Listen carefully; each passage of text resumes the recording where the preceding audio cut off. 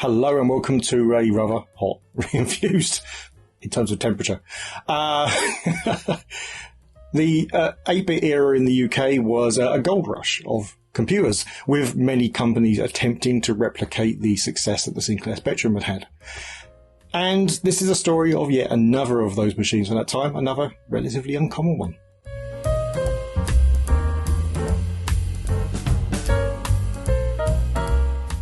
And here we are, the Camputers Lynx, released in 1983. It's based on a Z80A processor, which was the style at the time, running at 4 MHz for the 48K model. It was also available with 96K and 128K, and could be fitted with up to 192K using a daughter board. The larger models also ran slightly faster at 6 MHz. Eventually, Camputers would christen these models with catchy names like the Leisure for the low-end model and the Laureate for the top-end. The Lynx was pretty advanced for its time. Fortunately, this also led to some of its issues. So all the numbers were stored as floating point, including basic line numbers, so it's kind of interesting. You can have kind of like 10.1 as a line number. The Motorola 6845 that acted as its video driver pushed the computer to 256 by 252 resolution, with everything running effectively in a high resolution mode. Unfortunately, this meant that manipulating graphics was quite slow compared to other machines, making it not actually really suitable for games, the presence of which on other machines had been largely responsible for the booming home computers. Sound was provided by a simple 6-bit DAC. Whilst not really matching the Commodore or even the Amstrad, it was a definite step up on the Sinclair Spectrum. The optional disk interface, which could allow you to add in a 5¼ inch disk drive, would allow this to also run CP/M, making it a relatively cheap business option. Just not one that anyone actually took, unfortunately. The Lynx was released at £225 for 48K, £299 for 96K, and £345 for the top-end 128K model. Camputers failed after a year, and a failed attempt to relaunch the computer by Anston Technology also, well, obviously failed, went nowhere. Eventually all the rights were sold to the National Lynx User Group, which is kind of a cool thing to do, really, I guess, putting it back in the hands of the users. They did plan to launch a kind of Super Lynx with lots of stuff including disk interfaces and things, but nothing came of it. They were mostly there to kind of get parts into the hands of owners when all of the usual routes had fallen over. The Lynx was never actually, of course, after all those failed attempts, never sold after 1984, and it eventually got to a total of 30,000 units. Quite low numbers, but not disastrous, but too low certainly for it ever to really make a comeback. I quite like this machine. I think it's kind of like a nice looking machine. This one's a bit ratty. It's got some brushes and dents and bumps everywhere. This is a little bit discoloured, which is a shame, but it brings a nice little bit of stark colour relief to the quite professional looking grey and white and red of the actual machine itself. It's not a bad keyboard at all. It's pretty firm. It's got a nice travel to it. This one's had a bit in the wars slightly. I'll fix this properly. I've just attached it for now, but I can kind of shave it down and what have you to make it look better. If we look on the back, ooh, there we go. Obviously standard RF output, an RGB connection, a light pen one, which has also got the composite in, so you can get a composite picture from the light pen port, a serial port and a cassette port. There's the interface port and a power lead, which is all DC, fortunately, so making a power lead for this isn't too bad, although the -5 makes it a bit of a pain. If we look on the bottom, we're missing a couple of feet, but I can get replacements for that, that's not a problem. And we can see handwritten serial number 6165. And the model number's not crossed off. This one is, I believe, a 48K model, but it's got a daughter board add-on, so we'll look at that in a second. And yeah, the usual things. Camputers in Cambridge, England. Lovely. Right, yeah, so I say we take a little bit of a look inside. This is missing some screws. It's got a load of damage to it, which I have repaired as much as I can, but I'm going to have to do more to it. I don't know if this works yet. We don't have a power lead. You're going to be seeing some games later. They will, I'm afraid, be emulated again. But the repair for this, I'm waiting for some parts. And we will make sure that we show off what we're doing for that. So obviously, hit that bell icon and subscribe if you're not, so you can see the follow-up to this one. Right, taking out the 2 remaining screws. Yeah, so some of the posts are broken, which is obviously moderately normal for a machine this age because the plastic does get brittle. But I suspect some of that is because somebody had screws that were about twice the size of the existing ones in there. So, yeah. So, we pull this off, we can see the keyboard is attached. Fortunately, not with a tiny membrane, but with actually a nice plastic connector, so we can clip that off like that and remove the keyboard. Standard, really, but it's a nice thick PCB though, which will help with stability. And this is the machine. So when I first opened it up, I'll say first up, none of the screws were attached when I opened it up first of all, but oh, actually I can show you that. Let me show you that. So all 4 of these posts are broken. You can see they've got brass inserts in them. So what I have done, some of them are really broken as well, is I have applied it with lots and lots of really strong resin glue, so it actually builds up a surface as well. It's holding for now, but if it will hold when we put all 4 screws in, I don't know. But it's doing okay for now. So, yeah, over here obviously we have the RAM chips. They're already in holders. I think that's normal. I don't know. Yeah, we have our Z80A, of course, the autonomous computer. We've got some ROM chips here. So we've got the basic ROM, and that's the, I'm assuming just the standard BIOS ROM. Yeah, whatever you want to call it for 8-bit machines. And this one is, I'm told, supposed to be empty, so that's good. And all these bodges seem to be normal as well, apart from this thing, which as you can see says memory expansion. So I believe this is a 96K model because of this upgrade, I believe. And it looks like the official upgrade as well. It's certainly branded Camputers. The speaker, interestingly, is on this foam pad, and the foam also has a disintegrator, which is good. So that will help with vibrations from the speaker, so that's kind of cool as well. That's a relatively advanced thing for it to do. Other than that, yeah, you'll see it's a fairly standard machine. I mean, some of these chips here are also in holders, so I am wondering if this has been repaired at some point. I guess we'll find out when we finally get the power supply for it. I'm hoping it works. I really would like to see this machine running properly. Like later on, we'll see some emulation.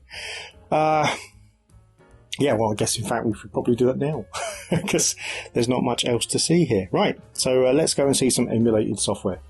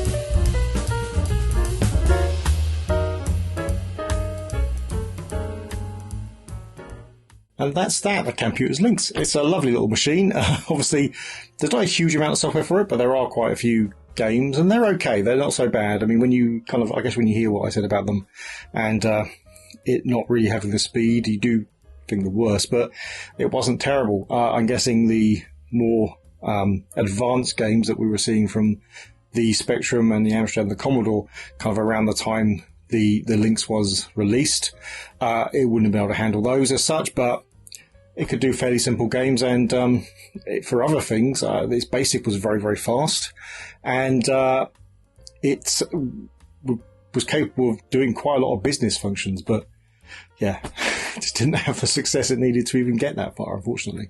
Still, I really love owning one. I've been after one for a very long time, so I'm really happy I've got one, and I think it's a lovely addition to my collection. Anyway, if you like the video, please hit like. If you really like the video, please hit subscribe. If you didn't like the video or you have something else to say, then please leave it in the comments below. And don't forget to hit the bell icon to be told of future episodes, and because we will do more on the Camputers Lynx, I'm sure of that. Hopefully one involving actually working as well. And yeah, you can join our Patreon to get early access to videos, and also become a YouTube member for the same thing as well. And also videos that don't come out anywhere else. So yeah. See you next time. The present is horrible. The future looks bleak.